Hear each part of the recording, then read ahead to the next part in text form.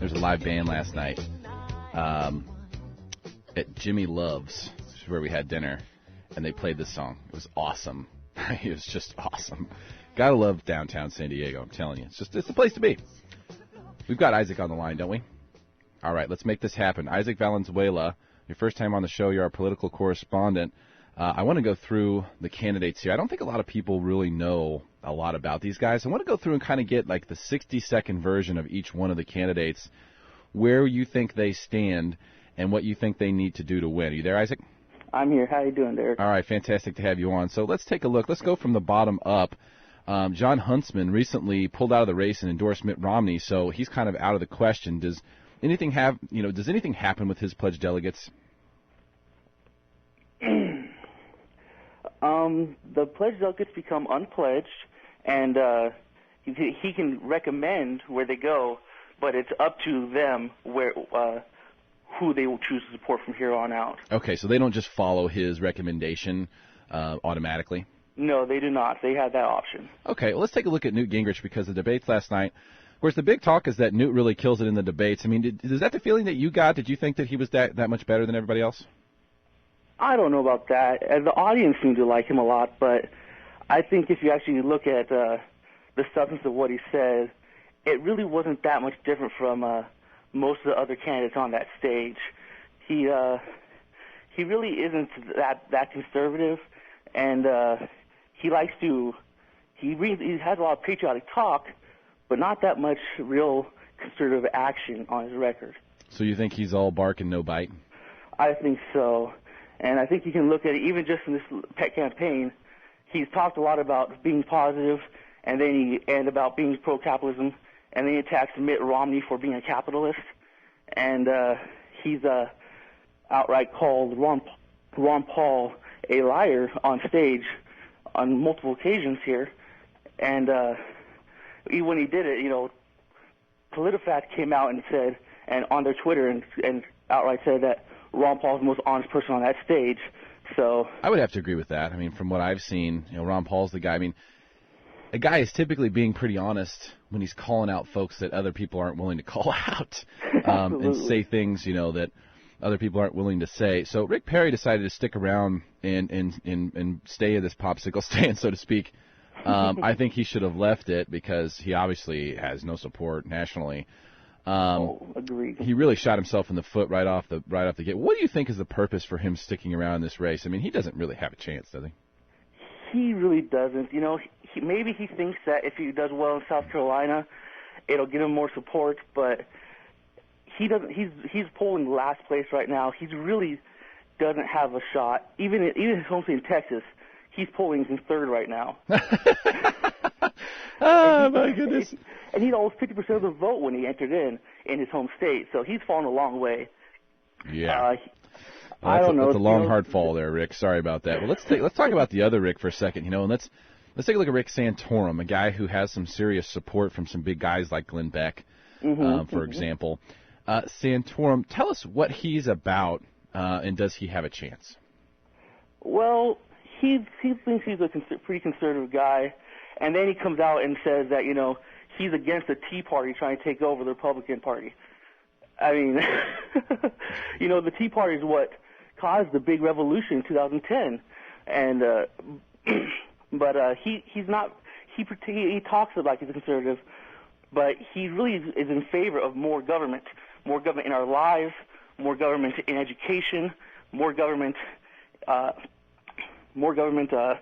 in terms of gun control. He even supported.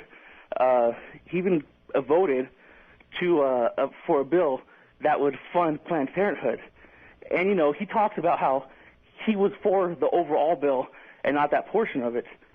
But if you're not going to be principled and vote against a bill that has things that you stand against, that you don't stand for, then what's the purpose of voting you in there in the first place?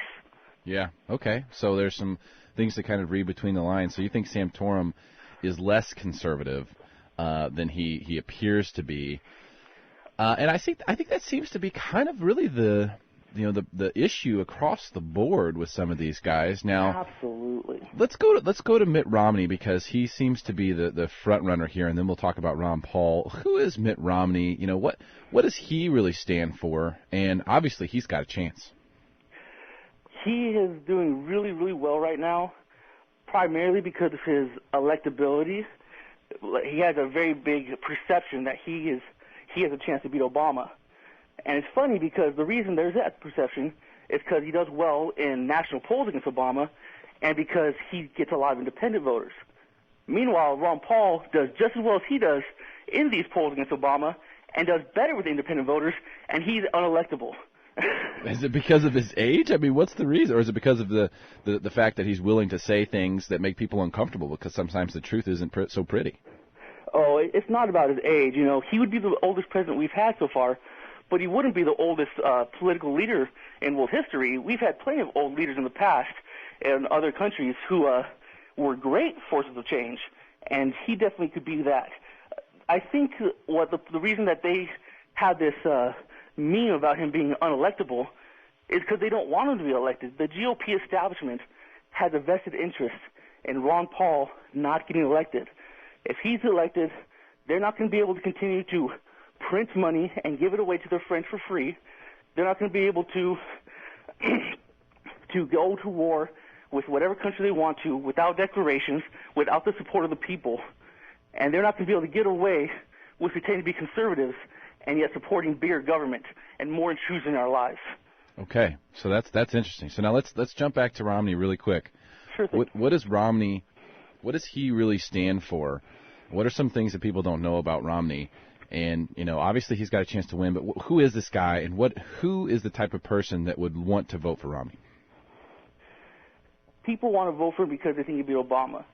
But if you look at what he actually stands for, he's not very different from Obama. Everyone knows that he was the one that crafted Romneycare, and that was the basis for Obamacare. He's often said that Obama didn't consult him about it, but Obama did consult the people that he built that plan with. So if he was for his Romneycare, why would he not be for Obamacare? In addition, recently Obama made headlines when he signed the NDAA, the National Defense Appropriations Act, which destroy our Fifth and Sixth Amendment rights, allowing government to just by accusing somebody of being involved with terrorism, to take them and hold them indefinitely without trial, without access to a lawyer. And he came out yesterday in the debate and said he would have signed it too. That's incredible. So is that a ploy by him to try to pick up Obama voters, or do you think he really believes that? It really is not a good idea, just because Obama is losing support on his side for this position. Being against Obama on this would get him more Obama voters. Okay. So Romney is basically Obama. That's what you're telling me. That's right. People say, I don't want to vote for Obama.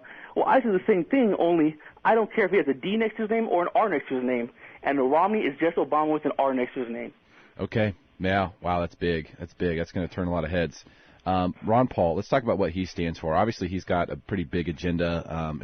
It might be too radical for people to really be able to accept it and get him in office. But, let's talk about some of the things that he believes in and who would be someone that would want to vote for him. Absolutely. He is for liberty, economic liberty, and personal liberty. He is for a strong national defense, not a powerful military offensive force, not a large spending overseas on billion-dollar embassies, but for a strong defense that protects our borders and that draws our troops close to home where they can actually protect us instead of protecting the rest of the world who doesn't have to spend any money on their own defense. Even under his plan, in fact, we would still be spending 4.5 times as much as China does on their defense, and they're the next biggest in the world. Wow. In addition, he would also be against the Federal Reserve. He would not destroy or dismantle it. What he would do is he'd open up to competition. He would allow people to use whatever form of money they want, so long as it's agreed upon by both parties. And this would enable the best currency to rise up reduce inflation, because, quite frankly, the way they printed $600 billion just a couple years ago, they gave away $16 trillion to the banks when the financial collapse happened. I know. That kind of spending steals money from every poor person who's trying to save, and gives it for free to the rich people that caused the mess in the first place. That cannot be allowed to continue, and he would stop that. Yeah, it's unbelievable. Unbelievable that was something that happened, and no one knew that. I felt like I actually broke that story because no one reported it. And all of the money, I mean, it's like, well, wait a minute, let's see, $16 trillion, so we could have just paid off our national debt.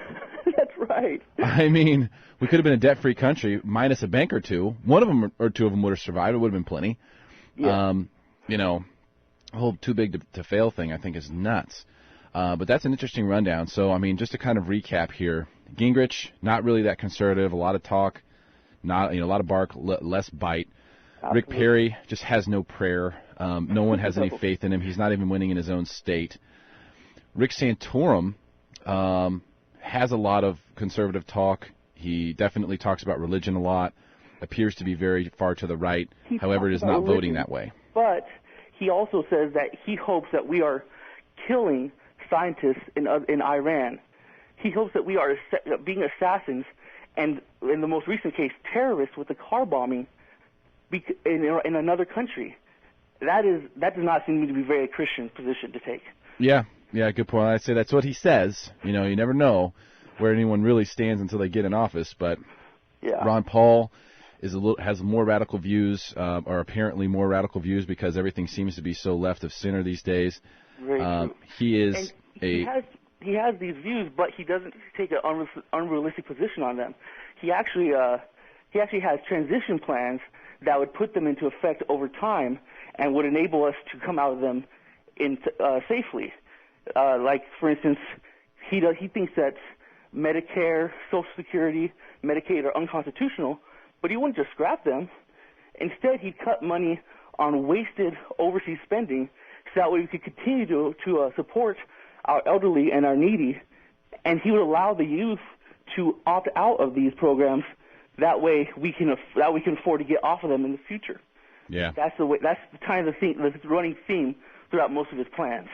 I like that, and you have to have transitions periods. You can't cut anything off. So Ron Paul has the most organized and commonsensical plan of everyone, and Mitt Romney is just Obama with an R next to his name. So There it is. We broke it down for you. Isaac Valenzuela, I appreciate you calling in and sharing your insights. We'll be talking to you again soon, my friend. Have me on. All right, thank you, sir.